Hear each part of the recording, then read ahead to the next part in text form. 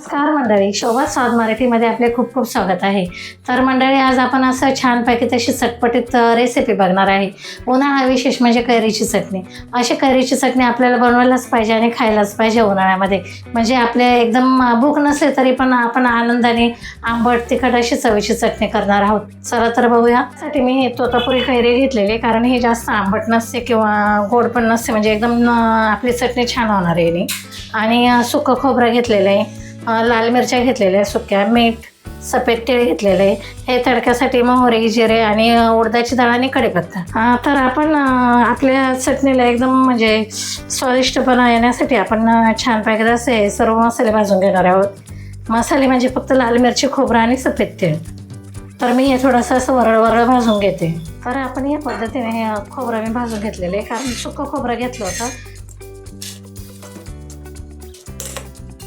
सफेद तीळ टाकून घेते मी. छान असं आपण रवळ असं भाजून घ्यायचं. कैरी घेतलेले मी एकदम, आपण त्याची असं व्यवस्थित साले काढून घेणार आहोत. ह्या पद्धतीने साले काढून घेणार आहोत आपण. पद्धतीने मी कैरीची साल काढून घेतलेले आहेत. तर मी थोडीशी अशी अशा मोठ्या बाजूने असं किसून घेणार आहे, कारण आपण फोडी करून मिक्सरमध्ये वाटतो ना, तर त्या फोडी काही काही अशाच राहतात. त्यामुळे मी आणि किसून घेणार आहे कैरी.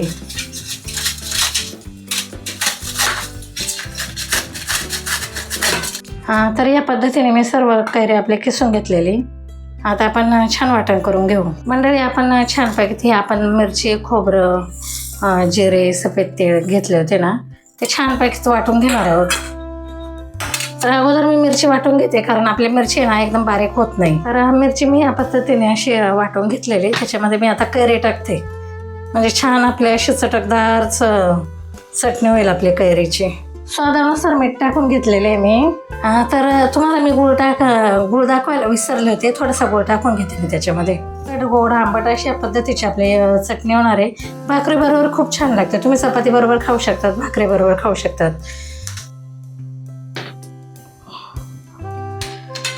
बरं, अशा पद्धतीची आपली चटणी झालेली आहे. किती छान कलर आलेला आहे. तर आपण छान पहिले असं तडका देऊन घेणार आहोत या चटणीला. मी तेल तापायला ठेवलं. तेल चांगलं असं आपलं कडक तापलं पाहिजे. नंतर आपण फोडणी देऊन घेऊ. तर फोडणी टाकून घेते.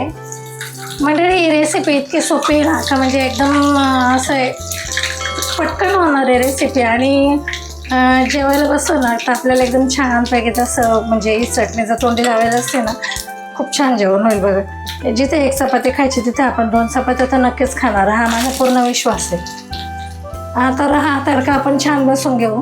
पण जिरे टाकलेले, मोहरी टाकली, कढीपत्ता टाकला आहे, सफेद उडदाची डाळ टाकलेली या तडक्याला. असं छान तडका बसला ना, का तुम्हाला म्हणजे आवडत असेल तर लसूण टाकू शकतात.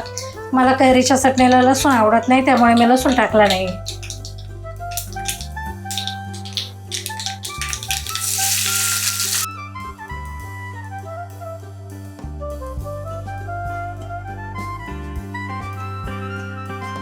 तर मंडळी, तोंडाला चव येणारी म्हणजे अशी कैरीची चटपटीत चटणी आपण छानपैकी बनवलेली.